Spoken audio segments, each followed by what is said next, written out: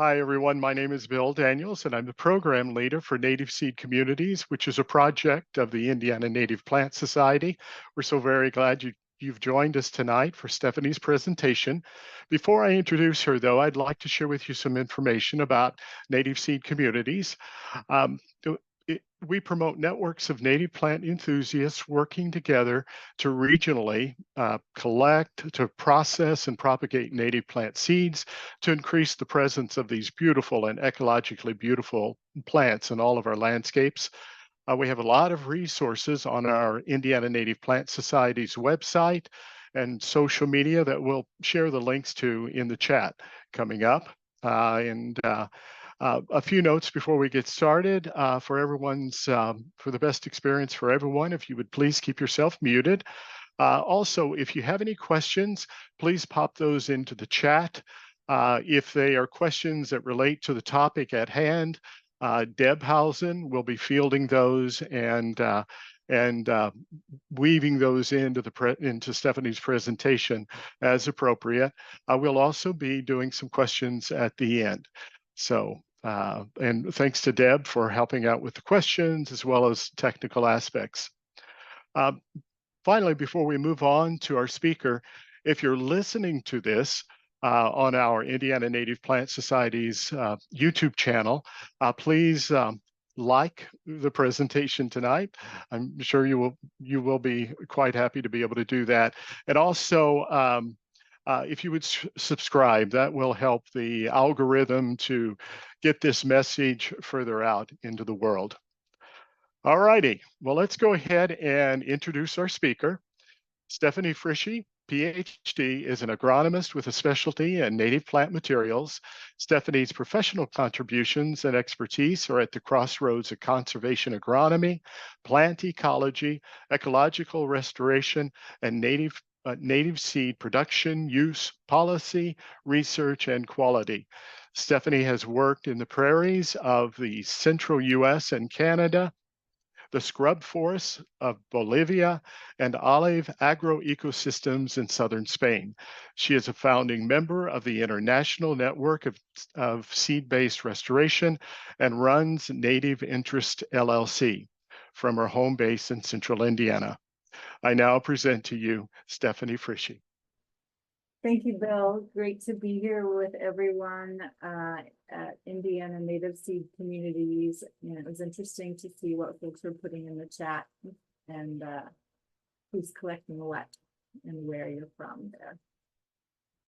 Like Bill said, I am with a conservation organization called the Xerces Society, and my official title is Agronomist and Native Plant Materials Specialist. I really think of myself as being in a plant ecologist and restoration ecologist role with the organization. And we do a lot of neat things with seeds and other native plant materials. And that is what I will be sharing with you here in the next half hour.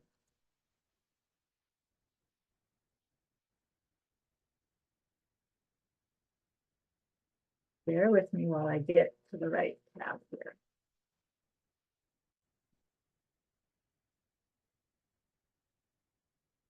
So a bit about the Xerces Society. We are a nonprofit conservation organization. We're based out in Portland, Oregon, and we have around 90 staff in 26 states. The name Xerces comes from the butterfly that's illustrated here, the Xerces blue. And this is a sad story to start out with. This was the first butterfly known to go extinct in the United States due to human activities.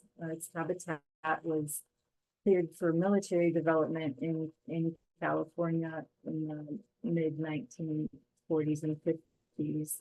And following that loss, a group of butterfly conservationists got together and formed an organization with the goal to prevent future butterfly extinctions from happening. And that was the seed, so to speak, of what then has since grown to become the Xerces Society. So we still work in butterfly conservation, but we do a lot of other work on invertebrate conservation, and we're organized to kind of explain the background here into a few different kinds of thematic teams of expertise. The first one that I'll talk about is the endangered species team, and they really focus on the invertebrate groups. So they may be doing status assessments for those groups, deciding if they are endangered enough to warrant a petition to be listed under the Endangered Species Act. And then they're also doing a lot of on-the-ground field work in support of that work. So one of those is a community science project, that's Bumblebee Atlas, and I've written that here. And many states around the country have Bumblebee Atlases where volunteers are trained and then assigned to certain grids or square mile areas, where then they go and follow a set protocol to observe bumblebees. Indiana doesn't have an atlas organized by the Xerces Society. In Indiana's case, it's organized by Purdue University. But if you are elsewhere, I encourage you to go online and look for Bumblebee Atlas and find a program in your state. We also work a lot with the Western monarch population, in particular, on restoring overwintering habitat, assessing the populations. Those are counted in the wintertime, like the Mexican or Eastern population is, and there's also a lot of community scientists observing caterpillars in the wild and milkweed plants, their host plant species there. We have a pollinator conservation team, and this is really the habitat team. And our habitat team works through both government partners as well as in the private sector. And I'm a member of the pollinator team. I think habitat is often where our plant focus is. So that's what I'm really going to get into in the rest of the presentation. But to round out talking about the Xerces Society, we also have staff focused on reducing and mitigating the negative or unintended effects of pesticides. We work at the federal and state levels for shaping policy that supports invertebrates and invertebrate conservation. We have outreach and education programs. And what I highlighted here is something called X-Kids, and that is a activities book that looks at different invertebrates as superheroes, and it teaches a bit about their natural history, what their superpowers are, and it enables the students or kids who are going through these workbook exercises to think of themselves as superheroes also in their work to understanding and then caring about insect and invertebrate conservation.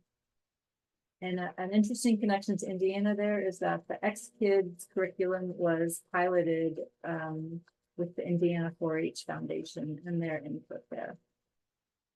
And the other thing I wanted to give a shout out to is Bug Banter. That is a podcast by the Xerces Society. So if that's the way you like to learn or get information, you can find that on lots of different services. Bee City, Bee Campus, those are programs where a municipality or university campus can make a pledge, like actually by creating kind of an ordinance of how they will be friendly to bees and other pollinators. And a big part of that is protection from pesticides, as well as using a lot of native plants in their public spaces or pollinator gardens. And last but not least, we have a communications team that helps us with all of our outreach and information sharing. Okay, so as I alluded to, at least in my opinion as a plant ecologist, so much of pollinator conservation is all about the plants. Almost, not entirely, but almost. Plants and insects, of course, are really closely tied in terms of pollination and the benefits that each group gets from eating pollen, moving pollen around, as well as nectar as a food source. Although brown nesting bees are the image here in shelter, a lot of bees nest in the hollow or picky stems of plants or find their overwintering or nesting shelter in that organic layer that's on top of the soil surface that's made up of dead or decaying plant matter. And then habitat on the whole in terms of landscape connectivity. And then, as I mentioned before, a key part that's less plant related is the protection from pesticides. Now I am transitioning a bit more into the weeds, so to speak, with native seeds and native plant materials. So I work at the national and international level on these topics, but my roots are really in Indiana, where I grew up and where I still live. And I do want to acknowledge and thank my experience in 11 years at the Nature Conservancy's Kankakee Sands Project in Newton County in Northwest Indiana. It's where I really learned and developed my passion for native plants and native seeds there. And I'm just ever so grateful and for that experience, and proud of the work I got to contribute to and the ongoing work that continues there. So with that said, this slide has a lot going on here, but anywhere in the world that folks are working with native seeds, it's common to describe that process in some of these circular chains or cycles. And I've just put some examples here just to show the diversity, but some of the similarities in how people think about these things. And then the bullet points here are just a text-based version of this. So kind of it's good to start with the planning. What are the seed needs? Which species are desired or appropriate for the goals of the way the seeds are of the planting or the restoration project or the garden? Provenancing decisions. That really means what's the original source or the ecotype of the seeds? Is it important that it comes from very, very near to where they're going to be planted? Is it okay if they come from a little farther away? Is it even desirable if they come from a little bit farther away? Have a mixture of genetic diversity. The next one, seed procurement, seed collection, seed production. Those are all the ways that you actually get the seeds, whether you're buying them, collecting them, or producing and harvesting them from some kind of cultivated situation. Once you've got the seeds, you may also need to do some seed cleaning. And then it's important to store seeds appropriately to try to keep as many of them as alive and healthy for as long as possible. Seed use is just another way of saying planting. So that's a whole topic in and of itself. Seed enhancement is typically a technology like pelleting or some other type of, you can see that in this central picture here where a coating of some type is added. That may be to help them flow through the planting equipment better, or in really arid parts of the world, help that seedling survive a few months without a lot of moisture between germination and getting its roots going. And then the last I put here is seed quality. That happens through testing services about purity or viability or germination proportion of a seed lot, and certification, which is usually done again by a separate authority that can vouch for the identification and that the information that's on a seed label when it was sold is accurate.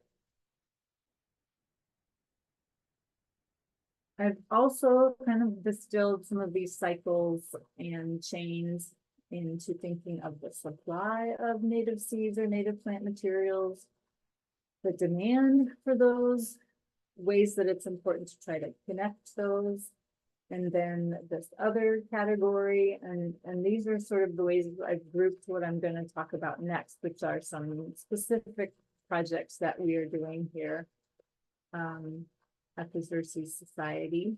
And I think it's checking. Yeah, I'm gonna just let you read these, and as I go through the next slides, I will talk about each one of these in more detail.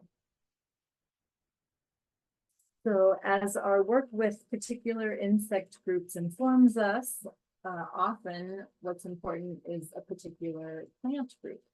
So a real clear example are milkweeds and their role as a seed host plant for monarch butterflies.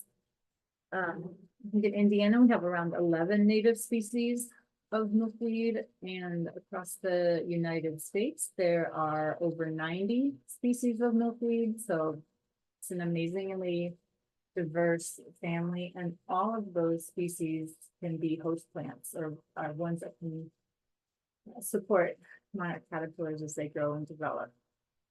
So what is featured here on the right is a conservation practitioner's guide. This is Xerces publication. It's available as a free download, and it's good for folks who are doing this as a commercial business enterprise producing milkweed seed.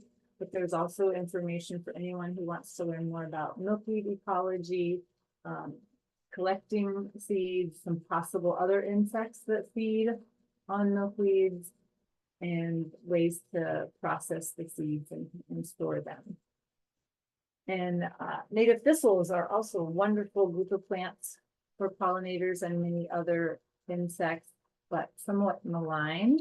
So this publication does something similar. It highlights many of the species across the United States and their particular connections to insects and encouragement about how to grow and use these in restoration or landscaping projects. And in the center and on the left is a current active project that we have in the Central Valley of California, where some of the milkweed species there come out of dormancy and really sprout earlier in the year. And that's a key time in the seasonality of the monarch cycles there. They're leaving the overwintering sites on the Pacific coast and beginning to move inland to start laying eggs. And so having milkweeds that are growing and have leaves available early in the season is important. So we are partnering with a couple different seed companies there to identify those species, make the foundation wild collections, learn the ins and outs of what it's like to grow those at a commercial scale, and then see those seeds become available in commercial quantities that anyone doing large scale plantings can buy and get seeds from. We also, Xerces does not own or manage any of our own land directly, but we support many others in pollinator gardens and projects on their land. And one example are the habitat kits. These are also available in many different regions across the country.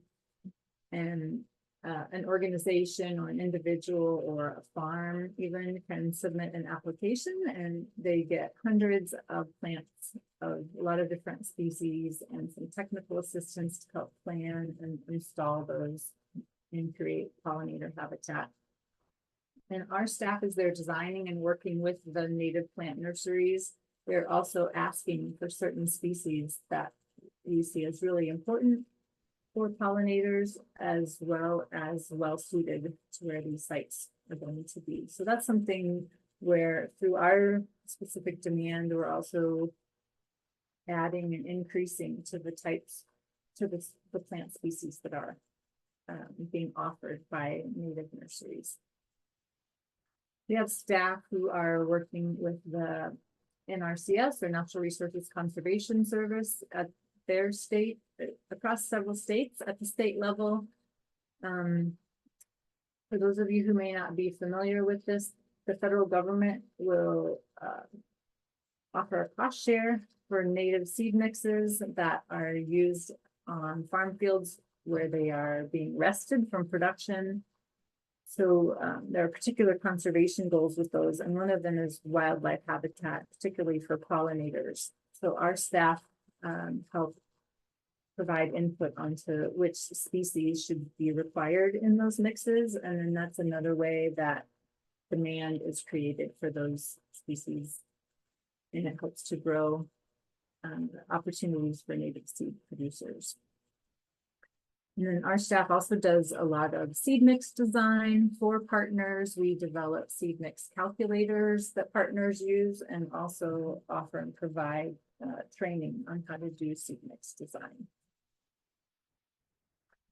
Another example of how our work creating and designing pollinator habitat helps to drive demand is through this really great collaboration. It is now concluded, but for 5 years, we had funding from Cheerios cereal, of all things, to work across the region where the oats are grown that become Cheerios, and work with interested farmers to establish pollinator habitat on their field margins.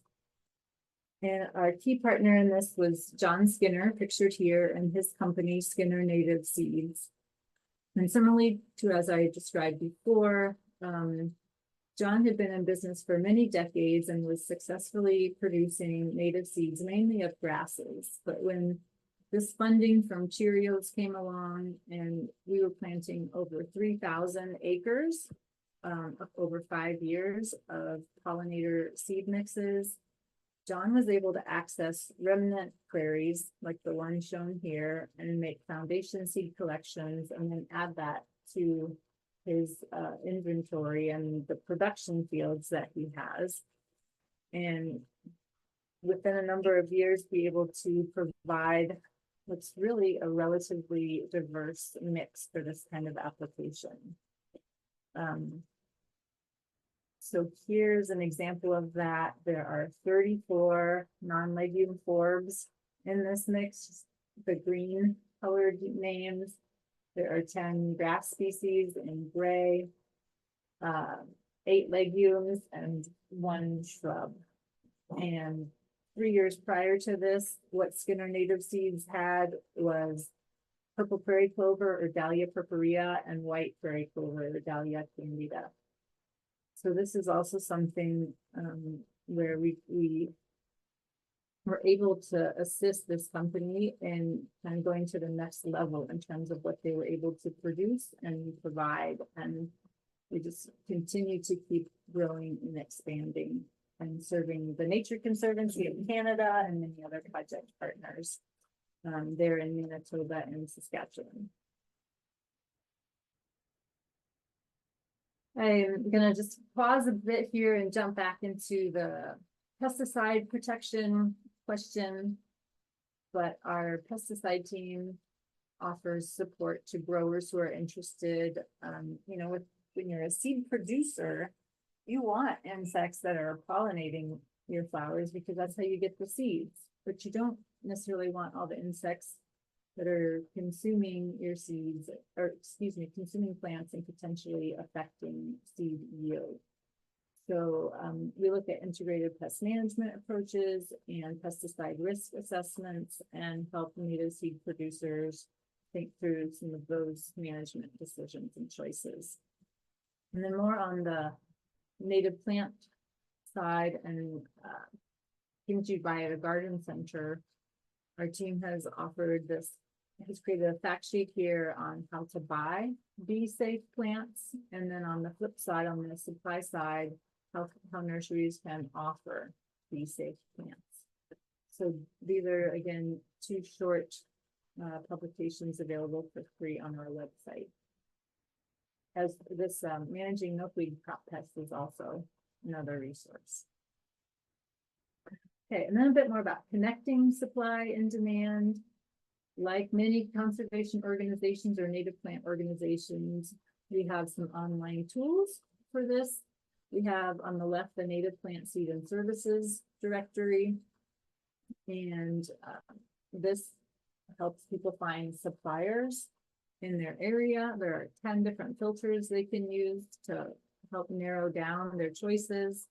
And one thing that's really unique about this tool is that it also, that last one there, bottom left, pesticide use. So you can choose different, someone who's organic certified or has some pesticide use or no pesticide use. And then once you click on a actual supplier, you can read a lot more in the descriptive profile of them. We have Milkweed Finder, which is just specific to the plants in the genus Asclepias, but it's also national and again helps people find certain species of milkweed and whether those are in seeds as plants or in rootstock from different suppliers. And then there's an open source plant finder that's, this example here is from Pennsylvania, Choose Native Plants, Pennsylvania. I think the website is just choosenativeplants.com. And Xerces has worked on the back end with the developers for this tool, for example. And this year we're working on one for Alabama. We also have lots of native plants that we recommend through our regional pollinator plant lists. And forthcoming is kind of an improvement or an addition to the USDA plants database. We have a staff member working with the USDA team on building out plant pollinator relationships, and that'll be added to this database. So if you look up a particular plant, you'll also be able to find out all the insects that have been documented using that plant, either as a nectar or pollen source, or as a host plant, or as nesting material. And although most of my work is not Indiana based or focused, I do have one project I'm really excited about. It's through the Indiana Department of Natural Resources and with the Nature Conservancy. This is at Kankakee Sands, where the regal fritillary, this beautiful prairie butterfly pictured here, is one of the core reasons for all of the conservation and land preservation and restoration activities happening there. And those caterpillars are pretty cryptic or pretty well camouflaged for their grassland environment. You see the one in the center here. I hope you can pick that out on your screens. And their host plant are violet species across a few different genera. On the right is a arrowleaf violet, Viola sagittata, and some of the typical feeding that is probably attributable to one of these caterpillars. So our work group did some field data collection this year, and we'll repeat that again next year. But that's just one of the ways we're working on plant insect interactions. And Elisa Nyberg at the Nature Conservancy has been growing violets towards this work for many, many years. And our hope with this is that we can continue to increase the amount of violet seed available and the success of that violet seed in becoming new violet populations that can feed regal fritillary butterflies. I just have a few more projects to go over here.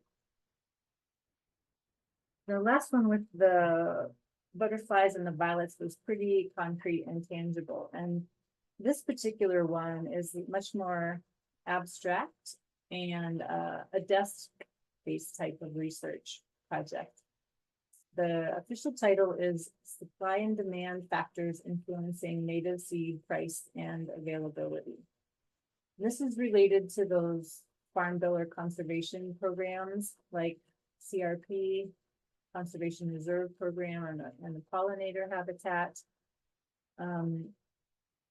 And our goal with this is to help make it less of a black box. Why does native seed cost what it costs? And with that information, use that to change policy so that there's funding that helps pay the real cost of those native seed mixes, helps increase the diversity of forbs and native grasses that are required, in these wildlife plantings. That's our big picture goal with this. Geographically, we're focused on the upper Midwest and the Great Plains. In a snapshot of history for the past 25 years or so, and these squares here are the 3 types of information that we're interested in. So the chronology of seed and seed mix prices, what has seed cost over the past 25 years and how has that changed? Which species have been available or not available and how has that changed? The related time frame, what are some of the policy and other external factors that play a role and affect native seed cost? And then the third data set are these intrinsic biological or technical factors that influence seed cost. As each of you have gone about collecting and cleaning and working with native seeds, some, are just like this dry, neat capsule where the seeds pour out and the seeds are smooth and shiny and can be separated or handled pretty easily. And then there are other seeds that are not like that at all. They may have awns or a pappus or other coma or attachment that makes them stick to one another or stick to fur or our clothing. And so I think if you can extrapolate and think about that in terms of what it means for the commercial seed producer, some of those are more inexpensive to produce and others just take more time or specialized equipment. So that's kind of all the data types that we're thinking about in this project. And we're still working on collecting all that data, but then our analysis steps are going to be to interpret what those relationships are. And then, like I said, this will be summarized in a report, and we're hoping to use that as recommendations and outreach where we can move the needle a little bit on some of these policies to improve conservation outcomes with higher diversity, better seeding rates, and at the same time, driving that demand side for native seeds and creating opportunities that lead to a more stable and diverse native seed market. Okay, now I'm just going to zoom out and talk about some national advocacy work and some regional hubs here. So a few years ago, the report that's pictured in the upper right here was published by a working group at the National Academies of Science, Engineering, and Medicine. This was an assessment of native seed needs and the capacity for their supply. So there were many kind of takeaways and recommendations in that. And recommendations are great, but how do you actually enact those recommendations? And that's what our national advocacy work is getting at. We're working with several other partners at conservation organizations in this. And the bullet points here are a summary of some highlights on this work. So Secretary of Interior Deb Haaland, earlier this year, she announced, I think it was $13 million in funding that was earmarked toward certain recommendations from this report. Also, these were summarized in this Keystone Initiative. It's pictured on the lower right. And what this is all taking shape as is this new National Interagency Seed and Restoration Center. That's going to be an actual physical facility in Denver, Colorado, that will be staffed by federal employees. And it works to coordinate seed needs, seed collection, research, technical capacity, and knowledge transfer kind of at the regional level and across federal agencies. And progress was made toward that at the end of last year's Congress when a new bill to fund many of these recommendations was introduced by Congressman Quigley and Senator Hirono. And that is 4462, the National Interagency Seed and Restoration Center. So you can find that online if you'd like to read more details about that.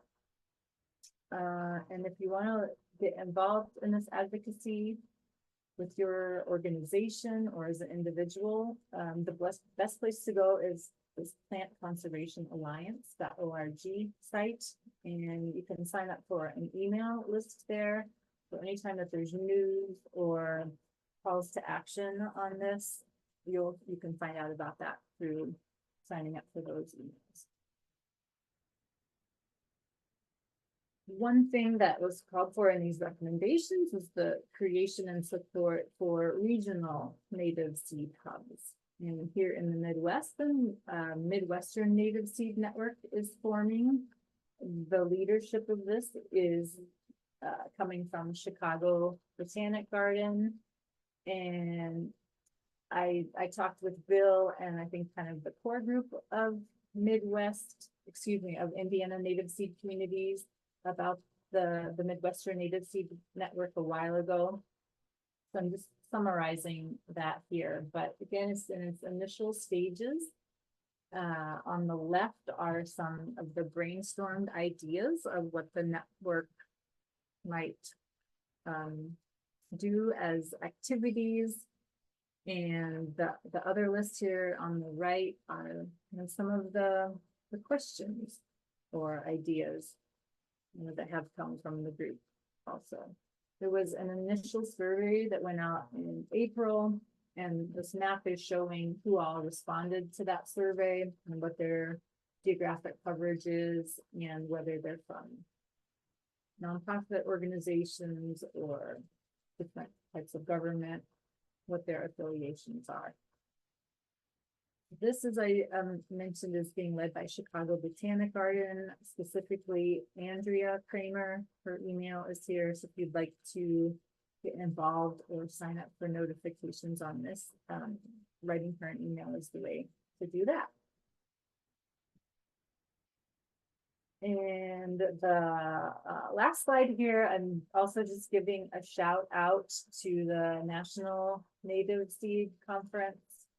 This happens every 2 years in person on odd years, and then on even years, it's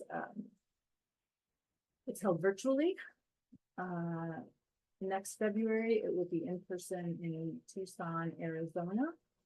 And if you're able and interested to go, I highly recommend it. It's one of my favorite conferences, hands down, year in, year out.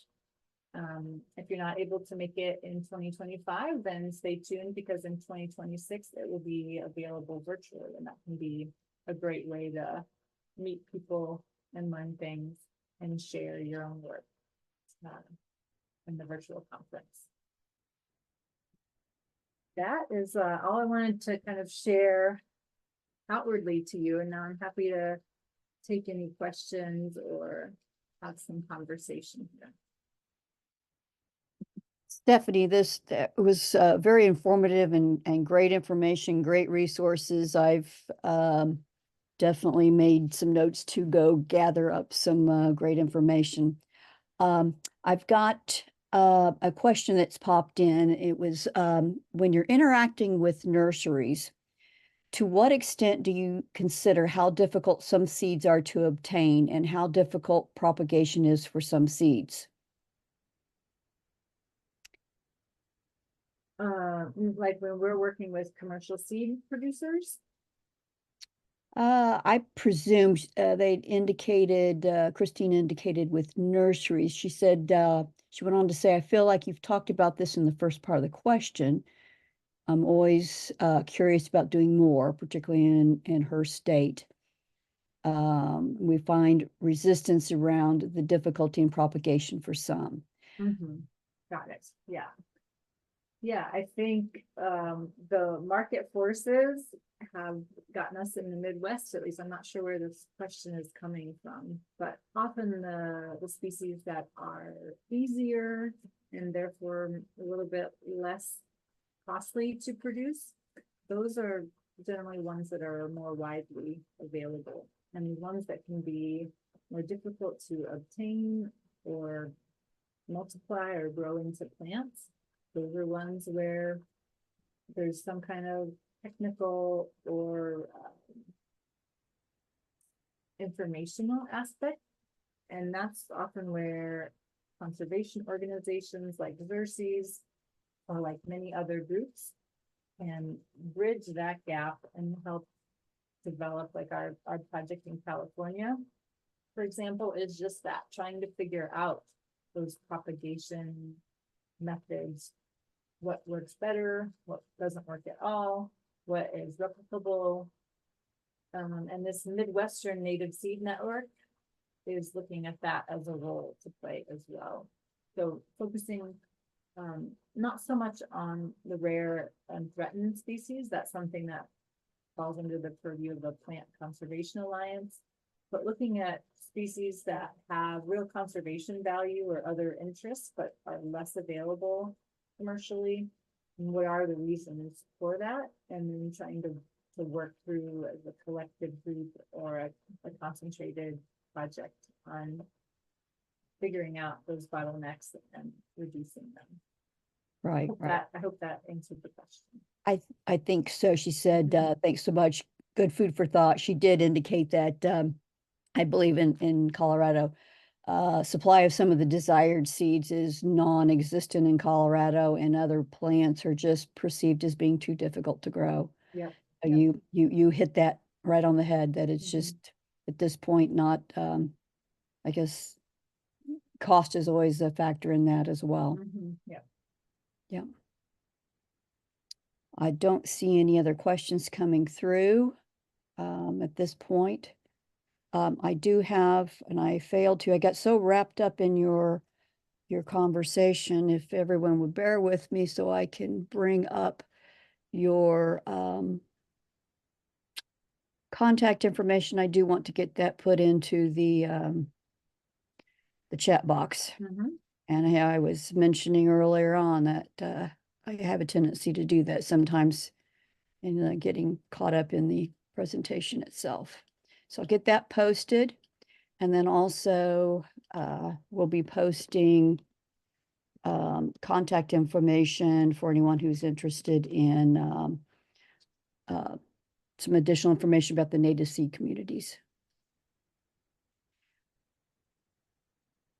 It looks like that's all the questions that have come through. You did a fabulous job, so that must mean that you covered the questions that anyone might have had.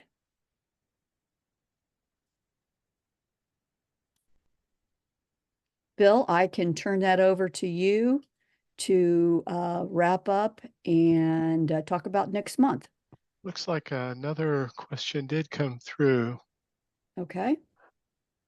Do you have a preference? Whoops, something's in the way here. Regarding contact method. Yeah, email is great. So that's here go. on the screen, my email. And I think Deb's going to put that in. Yes. Yeah. Great. Yeah, it went into the chat, so it might have already gotten pushed up there. And will recording be provided for the presentation? Bill, you can respond to that, but yes, we do.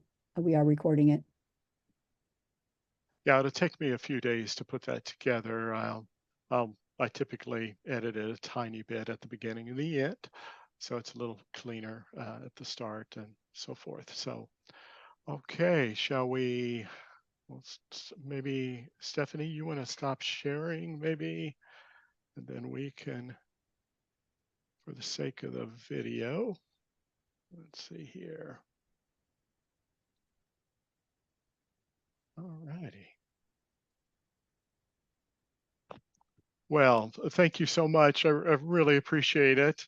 I was excited to hear some of the work that you do, Stephanie. I met you last year and so forth, and I also I'm pretty excited about the Midwest Native Seed Network, and and seeing what happens there. And we did appreciate very much your speaking to the committee a few months back. One thing that I will do is put on our Trello board as well as our YouTube channel the native plant seed and services directory, the milkweed finder, and then also the choose native plants, I think .com. I will get those posted. I'm excited to be able to get that information too, because I didn't have that information. I don't think we have it on our website. So anyway, that'll be good as well. All right. Well, we'll go ahead and wind up the meeting for now. If you have any additional questions, please feel free to reach out to Stephanie directly. You can also send questions to seed@nativeplants.org, and that'll get to me or somebody on the committee, and we'll get back to you on that. We invite you to join our Facebook group if you're not already engaged there, already following. We're especially interested to see what you're collecting, what you're sowing, what you're growing, and also for the organizations that you may be working with in your neck of the woods. We'd love to hear about any of the projects going on, native seed swaps, native plant sales, and so forth. So now our next presentation is going to be October the 29th at 7 p.m. Eastern, and we will be having Dolly Foster, who's a horticulturist, and she's also on our Native Seed Communities Committee. She'll be presenting, collecting, and cleaning seeds from the garden. So hopefully many of you will be able to join us for that. Stephanie, thanks again. We do appreciate your coming on board tonight and sharing some of the great work that you're doing. So thank you, Bill. Yeah, yes, thank you everyone here for loving and enjoying and taking care of seeds. So. Great. So it was good to see you all. We'll sign off for now. Continue doing good works and have fun growing native plants from seed. Bye-bye, y'all.